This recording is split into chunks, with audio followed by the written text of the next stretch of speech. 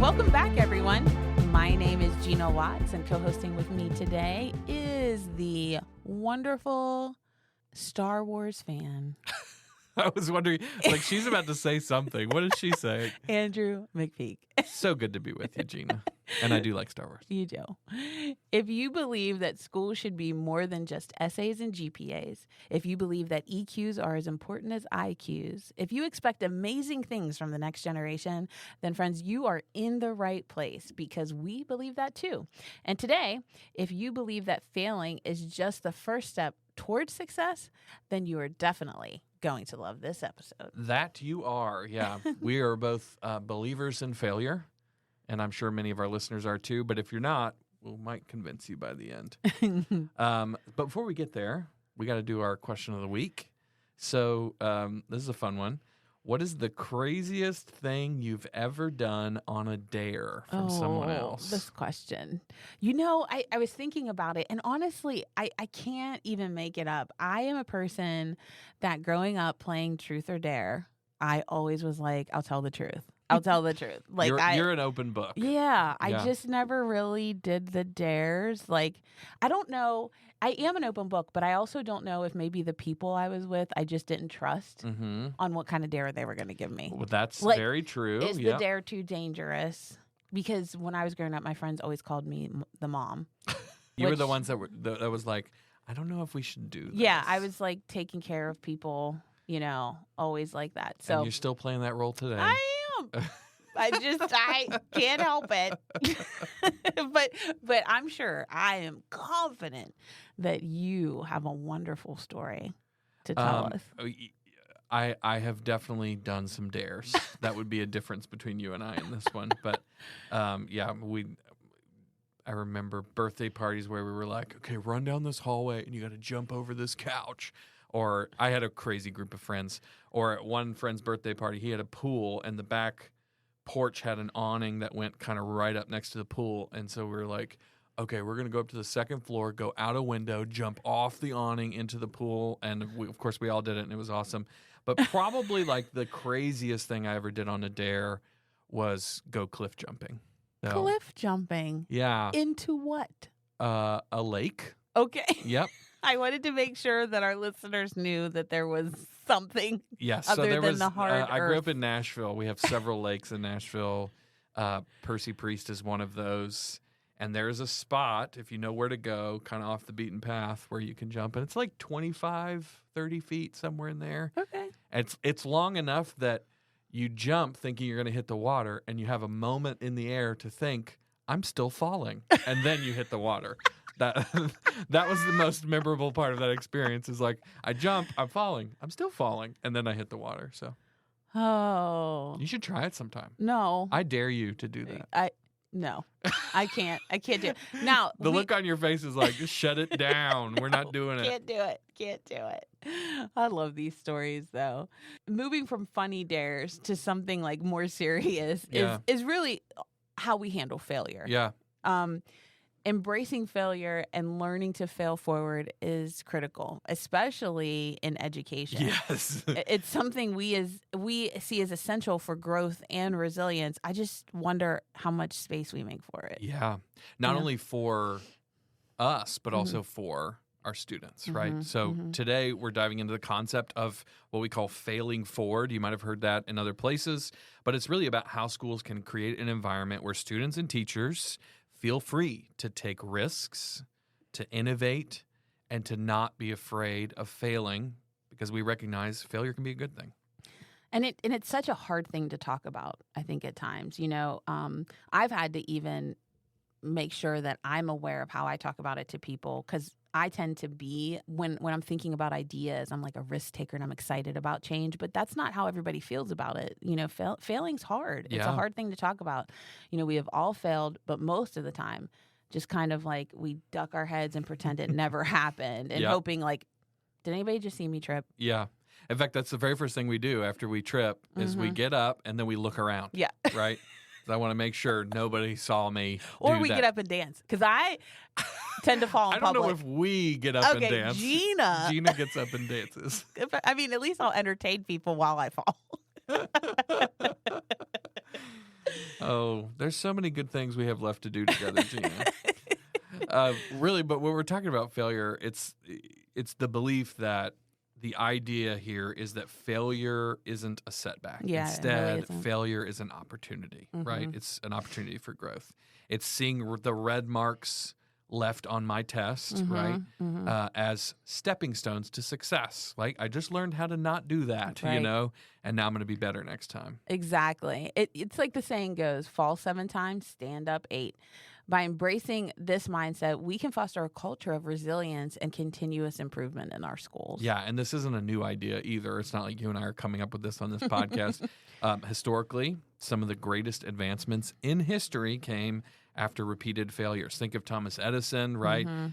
He famously said he had figured out 1,000 ways not to make a light bulb, which is Just hilarious. 1,000. Yeah, and so he considered all of those learning experiences, right? So if we're looking at our kids who are going to be creatives, they're going to be entrepreneurs, they're going to come up with new ideas in the same vein as Thomas Edison, they're going to have to fail. Absolutely.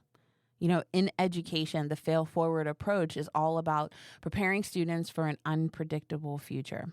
Our friend, and probably he's going to be yours, John Maxwell, has popularized this concept in his book, Failing Forward. John emphasizes viewing failure as a growth opportunity. He's, for real, he's like the Yoda of embracing failure. Yeah. Wise and endlessly quotable. Maxwell Yoda. I like that. So speaking of practical wisdom, let's talk about how we can implement some of these fail forward strategies in all that we do, certainly, but especially in the classroom. So I know step one, Gina, you're going to kind of walk us through this, has to be about creating safe environments for risk taking. For sure. So redefining failure is key. If students see it as a learning experience rather than a disaster, they're more likely to take risks and innovate. To quote Yoda, John, he says, sometimes you win, sometimes you learn. Yeah. Actually. Hang on, wait. I'm calling hype button on that. You got to say that John quote again. Sometimes you win and sometimes you learn. I love that. And if you really like it, he actually wrote a song. For real. It's on any of your streaming services, and it's just called Sometimes You Win, Sometimes You Learn. Now, he's not actually singing He's on not the actually song, singing, but he wrote it. Which we should be thankful for. He's not the world's greatest singer. No, or dancer. Oh, but yeah. it's fine. Okay. We love him still. But he found somebody who's great at singing. Yes. And he wrote a great song. But really, life is about failing forward, and it's about understanding that you learn in the process. It's rare that we get things right the first time. Yeah. And we need to provide space for our students to know it's okay to fail. Think of it like a science experiment. Sometimes it blows up, but you always learn something. And when you're thinking about creating a space that's safe for young people to fail, also think about not just like a physical space, but like, how do you respond to failure? If you have anxiety about it, if you are responding with, nervousness or tension, even if you don't say the words, it comes off to the student and they don't feel safe in turn to be able to experiment or to explore and learn. So we're going to talk about some practical steps that educators can take. Awesome. So let's get to the nitty gritty. You got a few ideas for us. Yeah. A lot of them are super practical. So what's first? Yeah. So first, educators can redefine failure in the classroom. Start by openly discussing the value of mistakes and how they lead into learning. Use language that frames errors as a part of the learning process. For example, instead of saying you failed, say, well, what can we learn from this? Mm-hmm. And honestly, I think most educators aren't going to say like, oh, you failed. Unless you want to be a little sarcastic for a moment. Because you always have this students but we're that never sometimes sarcastic here. Ever. Yeah. Ever. But the reality is like I just mentioned, the way that you even say, well, what can we learn from this? Yeah. If your posture isn't genuine, I always tell people kids sniff out a phony. Oh, yeah. In a minute. Today more than ever. Yeah. So they need to know that, oh, I can learn from this, Yeah. and that you're not just saying what you think you should say. Yeah. So you have to actually believe it yourself. It's so good. It's so good. Shifting our language and really ultimately our expectations behind our language can totally change the atmosphere of that classroom. So, 100. all right, what's the next one? Encourage experimentation. Create assignments that allow for creative problem solving where the process is valued as much as the final product. Let students know it's okay to try new approaches and that their effort is appreciated even if the result isn't perfect. Now, if you think about, I've shared at different points about my background in career development. Employers, when I talk to employers, one of the number one things that they continuously are frustrated with, this is probably for like the last 10 to 15 years, is the lack of resilience and problem solving skills. That these kids have made it all the way through their entire educational career. They arrive for their first job and they don't know how to keep going at a problem until they solve it. Yep. And honestly, we can help with that. Yeah. As educators, we can help by creating these safe spaces and encouraging experimentation in the room so that the kids are building their skills. They're honing their skills. And I think that's exactly the reason why, right? Is because when you think about what are kids going to need to know to be successful in their future, you have to recognize that problem solving is probably more important than at any point in history up to this point. Yeah. Because it's not going to be about what we know. It's going to be about how we can think critically about what we know. So what about the next one? You've given us two really good ones. Take us to number 3. So I mentioned resilience, and actually that's one of them, is teaching resilience, by emphasizing that abilities can be developed through effort and practice. And when I think about this one right now, I'm thinking about my 5-year-old who's learning how to tie his shoes. So my husband and I decided to move from the strap shoes or the slip-ons to tying shoes. Yep. And I was like, what did we do? And you've given yourself a whole nother thing you have to deal with. Yeah. But honestly, it's every day. He practices it at the same time every day. He has to do it every morning. And I even said to my husband, I said, we should get him a pair of slip-ons, just shoes that he can just throw on when we're quick. He's like, no, because then he's going to only want to wear those. Yep. He'll have an escape. Yeah. I'm like, but we can control that. And he's like, Gina. And then sure enough, he overheard us talking about it. And he was like, yeah, Mommy, I do want some slip-ons because I like those. So my point is that from 5-year-old, teaching them how to tie their shoes and not getting frustrated when you need to get out the door, but making enough time to keep doing it. That teaches resilience just as much as having space for experimentation in the classroom in a senior class. Those are spaces where we can provide constructive feedback that focuses on the process and effort rather than just the outcome. Yes. And along the way, we need to praise the students for their hard work and strategies and not just for their grades. I love it. Well, also what I love so much about your example with your son is you had to practice resilience in order for him to learn resilience, because you had to keep going at letting him fight and struggle through this thing, which is what the next one is, I think. It is. Modeling the way. Modeling. Honestly, speaking of my son, I have to give a shout out to my husband because he's the one that's teaching him how to tie a shoe. You also need to know when it's not your skill. Okay. Yeah. Modeling failure. By sharing your own experiences with setbacks.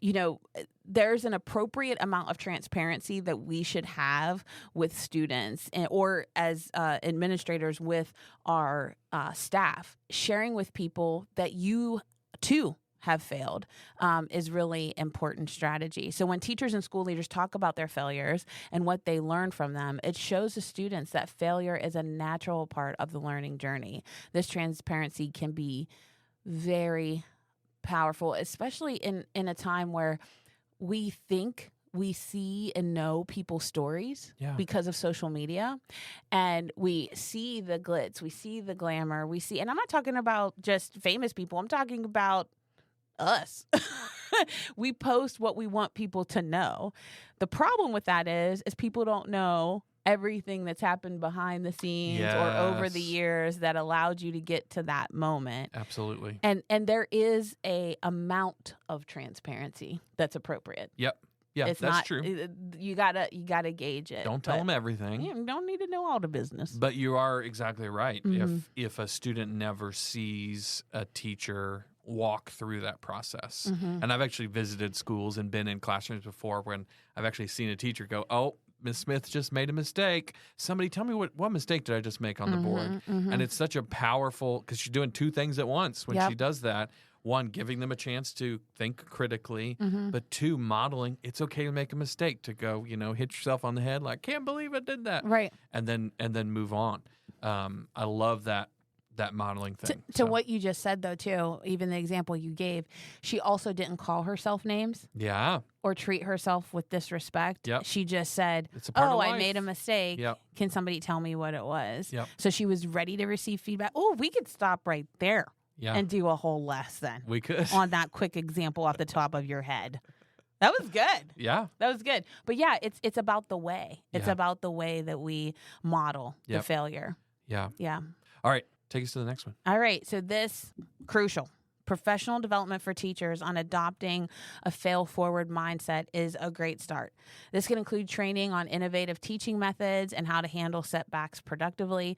Empowered teachers will create a ripple effect in their classroom. Some of you might be like, Gina, there is not a professional development training called Fail Forward. But there are a lot of people and a lot of resources that you can access that can help you create strategies or have conversations about failure. Absolutely. And it might seem like it's way too simple to put financial investment into, but friends, I'm telling you, it's a culture shifting thing. Yeah. It's a mindset shifting thing. So you have to resource that in order for it to be sticky. Absolutely.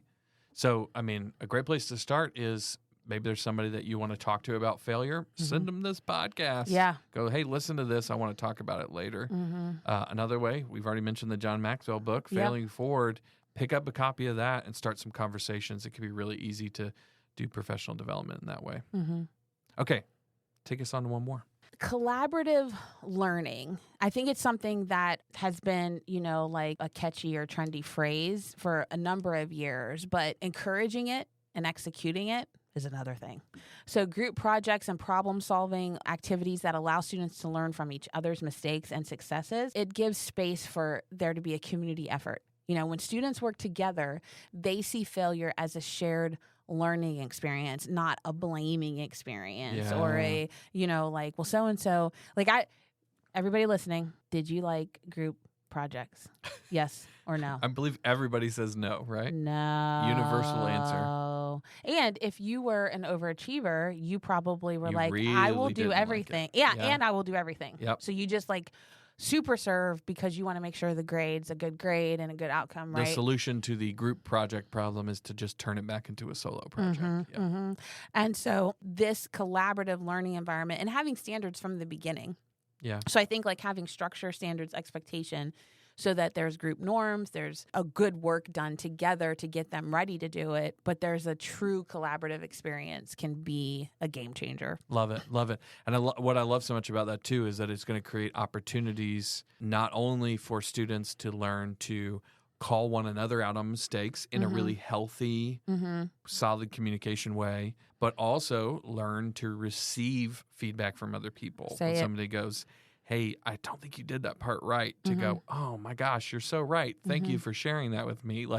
I know I'm saying that and it sounds so simple, but that's a skill. No, because I was sitting here thinking that that's many people another don't have. That's another thing employers complain about right now and are frustrated with is that people, I guess they call it being too sensitive. I don't think it's too sensitive. I think that they were never trained or don't have the skill set to receive feedback. Yeah. And that receiving feedback, even if it's hard critique, it doesn't mean that you are less than. Correct. Or that everything you're doing is wrong. At all. Yeah. At all. Yeah. At all. It all points back to that resilience factor. So good. Okay, well, you got one more for us, and even if you got all that other stuff correct, that's only really going to help you in the school building, right? And so your last one is about getting beyond the school building. Community engagement is vital.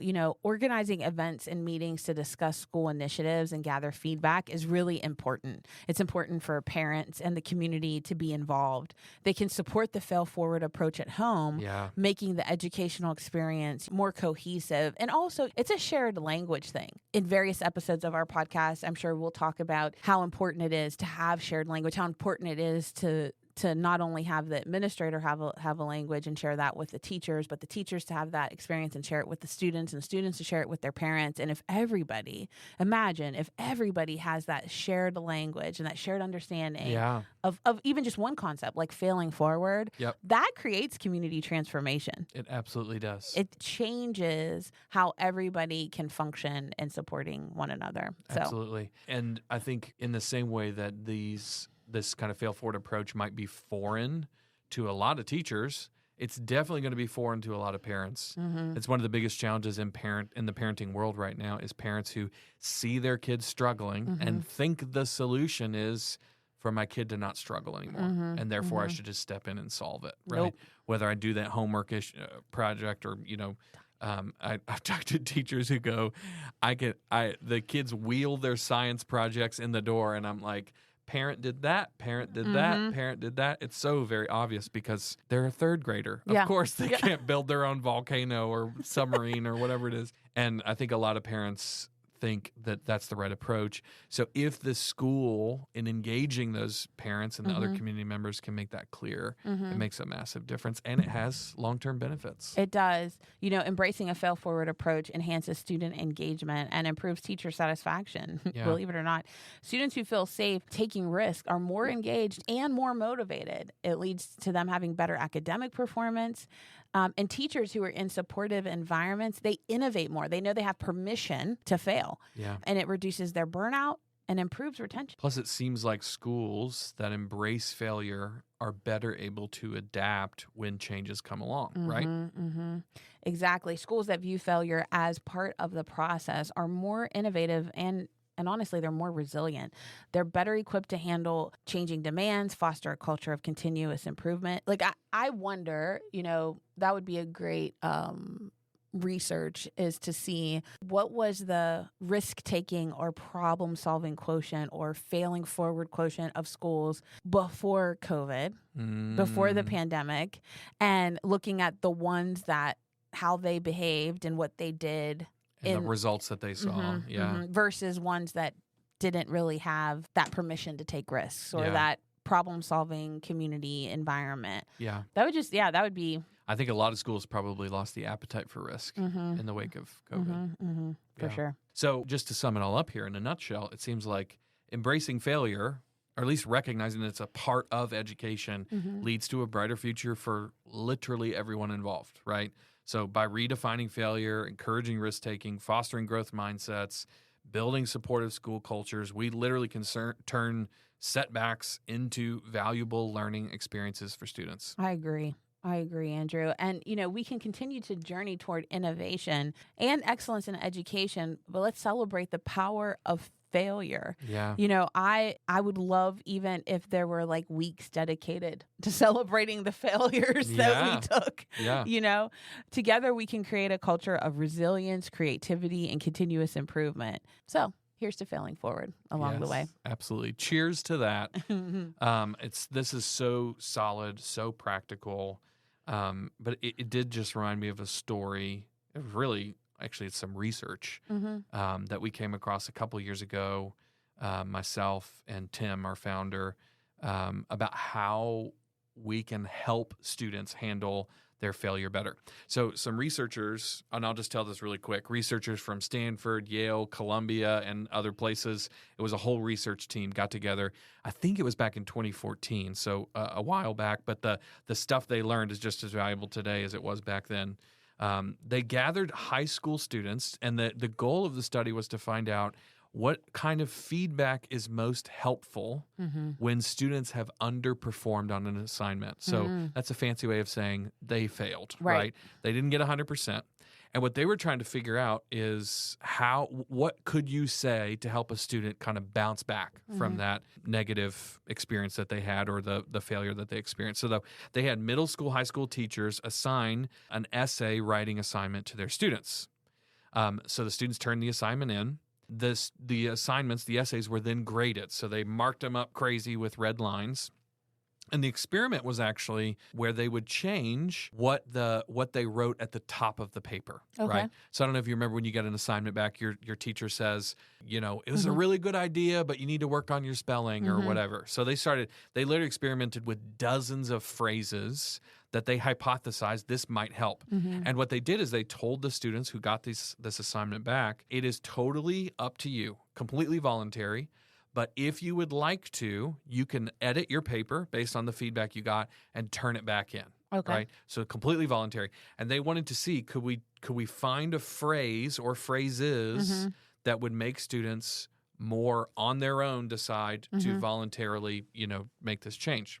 So to their surprise, the researchers discovered that there was one particular phrase that was used, this type of teacher feedback, that improved student effort and performance so much that they actually, in the study, used the word magical to describe it, which, as you might imagine, is not a word you commonly find in scientific study reports. But they literally use the word magical. Students who received this feedback, this phrase on their paper, chose to revise their papers far more often than students who did not. In fact, in the study, they found a massive difference not only in the type of student, but also in the racial divide, which is crazy. They found that if they use this phrase, about 40% more white students changed their paper voluntarily, but among black students, it was 320%. Wow. This one phrase. Wow. So what was the phrase? Yeah, 'cause Everybody's I'm sitting here probably waiting. wondering. Right? It is this. I'm giving you these comments because I have very high expectations and I know that you can reach them. That's it. I'm giving you these comments because I have very high expectations and I know that you can reach them. According to the research, students who received this sentence not only performed better immediately afterwards, but they kept following them for a year, and those students performed better on future assignments too. Wow. Isn't that crazy? That's great. And it's such a reminder to me of what we've been talking about all along, right? A student fails, and the difference between them bouncing back with success and them not bouncing back at all is how we communicate. The spirit that we're bringing to our feedback to students. It's truly just being believed in. Yes, that's exactly what it is. Because when I hear that phrase, I'm like, oh, you believe in me. Yeah. I hear that first. Yeah. Then I hear, oh, I need to do some more work. Yeah. But I hear, you believe in me first. Yeah, that's the amazing part about high expectations, isn't it? High expectations communicate, I believe you, but I'm also not going to let you skate by. Yep. And I think a lot of times we communicate belief. I call it cotton candy leadership sometimes. Like it tastes really good at first and then you feel sick to your stomach later. It's, I believe in you, you're amazing. But we don't often hold kids to high expectations. And I think that's the recipe with kids who are experiencing failure is, hey, you've got this. But just because I believe you got this doesn't mean I'm going to let you skate on this. Right. We need to try again. That's good. So it's not failure, but it's how we lead through the failure that really will make all the difference. Absolutely. I'd say today's whole conversation in sum is keep failing forward and stay curious, everyone. Gina, you've taught us a lot today. So much, in fact. In fact, I've got TMI right now. I got too much information. So I think it's time for a DMI.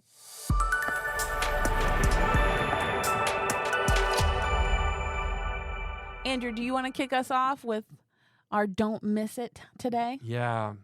Well, what I was thinking about, honestly, was just the advice you gave us and then the mission of this podcast. We call it School on a Mission, right? And what we're trying to accomplish. And to me, the greatest connection there was about what you said about encouraging experimentation. If we're looking at schools as the place where students, where communities even are going to experience amazing change, right? It's more than just reading, writing, and arithmetic. Right. Then we're going to have to be the kinds of leaders who are not afraid of experiments. Right. Who, when that really wild, innovative teacher in your building right now, and you know exactly who I'm talking about, you're thinking of them right now, when they come to you and go, hey, I just had this cool idea on the way to work today, that you go, you know what? Okay, we're going to try it. Your other 12 ideas didn't work, but we're going to try the 13th one.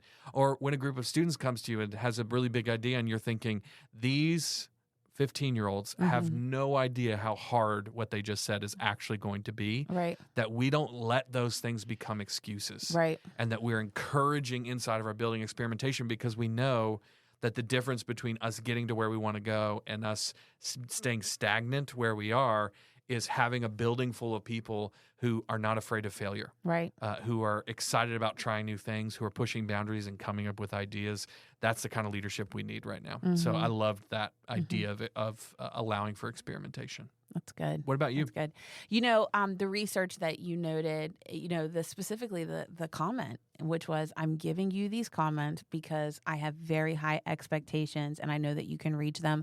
I think it's an example that points back to one of the first few things I said about it's not just the physical environment. It's not just the things we say. It's also the how we say it. Yeah. And it's how we monitor and manage ourselves in the environment. If you're somebody who is very driven, you're a striver. I'm a former striver, or I'm recovering striver, or I'm currently in process as a striver. But if you're that person, one, I see you and I recognize you as I look in the mirror. That energy still comes off even when you try your hardest not to. And so we have to do our own, development as resilient leaders who aren't afraid of failure in order to also create space for young people to feel safe when it comes to that. And so I think having that comment's going to stick with me for a while. I mean, I've heard Tim share it before, but it's going to stick with me for a while because I want to make sure that the thing that I'm saying, the expectation that I hold, is more than just the words. And it's actually like a lived truth and a philosophy that I'm creating safe space for people to fail. It's good. Yeah. So good. Yeah. Man, this has been a fun episode. It's been good. Yeah. I might listen to it. Yeah. I said it. Now I'm going to listen to it. This is going to be great. Well, thank you so much, Gina, for all the wisdom that you've shared with us. And of course, we want to thank everybody listening to this episode of School on a Mission. This podcast is only fun to make because we believe so much in you guys and what you're doing. So before you hit skip onto your next podcast, we want to challenge you. Grab a pen, notebook, sticky note, smartphone, maybe even the back of your hand, whatever you've got. We want you to write down one action you are going to take this week. Maybe it's something you're going to do, something you're going to investigate further, something you're going to go read about, or maybe a person you want to meet with in your school building or your community. Whatever it is, write it down. Got it? Perfect. Now, we want you to shoot us a DM on social media, and we want you to tell us, what action are you taking? We'd love to help hold you accountable. We can't wait to see all the amazing things that you're up to. And until next time, folks, stay curious, stay bold, and keep leading your school on a mission. The School on a Mission podcast is produced by Growing Leaders, a Maxwell leadership company. You can find out more about Growing Leaders at growingleaders.com. We'd like to thank especially ASCD, Hope Hero, Megan Van Voorhees, the American Psychological Association, and of course, John Maxwell for the leadership and insights that contributed to today's conversation. This podcast was produced by Angelica Oliver. To find out more about the School on a Mission podcast, head over to schoolonamissionpodcast.com.